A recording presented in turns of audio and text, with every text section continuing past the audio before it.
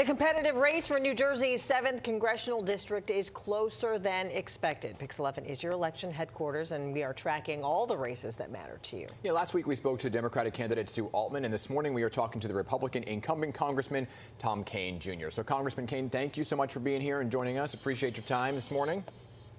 It's great to be with you. Thank you for having me on. Of course. And I want to get to some of the top issues right now, right? And abortion rights, one of the central issues of this campaign. And your challenger says that leaving the issue up to the states is a cop-out, something that you have said along the campaign trail. So here's what she had to say, and then I want to get your take on this. Tom Kean Jr. has run the gamut on his opinions. So he's been in politics for 23 years, mostly at the state legislative level, and he voted against Planned Parenthood funding. He voted against including contraception and insurance. He voted against codifying Roe in New Jersey. And so now he's kind of in this states' rights position. But look, there are women bleeding out in parking lots, and it is an extreme point of view to just let that happen. At some point, the federal government owes it to the women of all of us, all of the women in the country, to give them the medical care they need and they deserve. So I know there's been some back and forth on this very issue throughout the campaign, so I want you to set the record straight and where you stand on abortion rights at this point in time.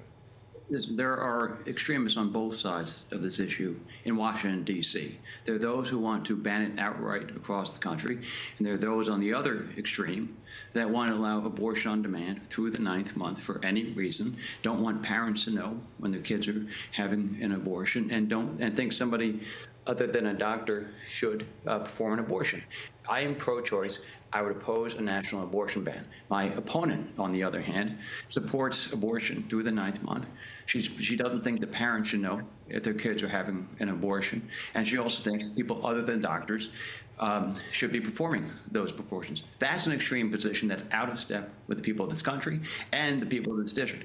I also have a 23-year record of supporting IVF. And I did that first on the state level, where I supported prescription coverage for IVF in the state when I was in the state assembly, and now on the federal level, where I have supported and sponsored 4 bills to not only make sure it's accessible, but also make sure it's more affordable for families who want to have this help. Just to be clear, so you're a no vote on a national abortion ban, but for abortion rights, are there any restrictions that you said you're pro-choice, any restrictions? Listen, my opponent has an extreme position. She supports abortion on demand through the 9th month. She doesn't think parents should know if their kids are having an abortion. And she thinks people other than doctors should be performing abortions. Now, those are extreme positions. This is an issue that is now handled at the state level, where local people of the populations can go to the legislature and find the answer that's best for those states. And that protects the states and the people of this country from extremists in Washington, D.C. on both sides of this issue, those who want to ban abortion and those who want to have abortion on demand through the 9th month, and a national policy that would not allow parents to know if their kids are getting an abortion. And Okay, we want to move on to another important issue in this district, this swing district. We want to hear about how you plan to handle the economy, how you're going to protect the folks there in New Jersey, how you're going to protect their wallets. Well, the people of this district and across this country, it's going to become even increasingly unaffordable. And I have made sure that on a bipartisan basis that we've kept the government open, that we've lowered spending responsibly. But we're at this position because of the extreme policies of the early Biden years that have caused this. And my opponent supports every single policy tax increase that not only out of Phil Murphy, but also out of Washington, D.C. She opposed the SALT restoration. I believe we need to be responsible in government spending. We need to become energy independent once again. We need to have lower and predictable tax policies. We need to restore the SALT deductibility for New Jersey families. Those are the first steps of making sure that we have a growing, innovative economy. Yeah, SALT has been a big issue, something that former President Donald Trump took away. And so he has now pledged that would come back. And so you want it to come back as well. The migrant crisis, another top issues for so many, according to our polling. So where do you stand on immigration reform, Mr. Kean? And do you support something the former president is now putting out there about mass deportations for migrants who have already arrived? We are a nation of immigrants, and we're also a nation of laws. But over the course of the last 3.5 years, over 10 million undocumented illegal migrants have crossed into this country, across the northern border and across the southern border. And my opponent supports a continued unchecked system on immigration.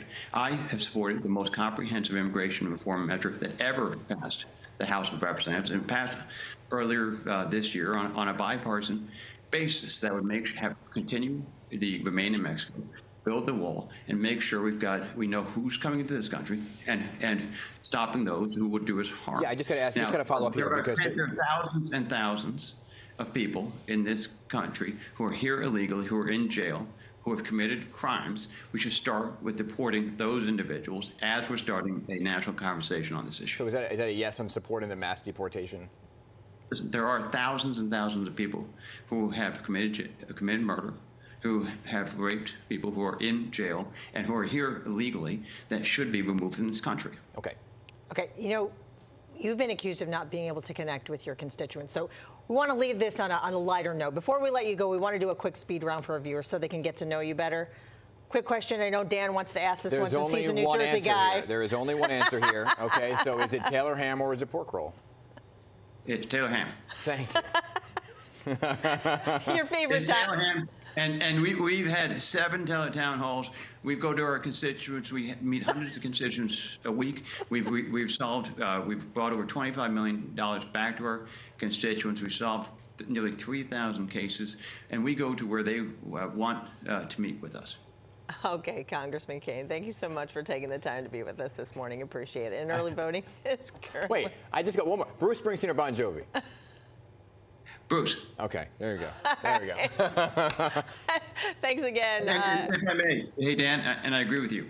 I voted early this weekend. Mm-hmm. People in this district can vote all the way through Sunday at a machine or by mail, as well as on a week from today.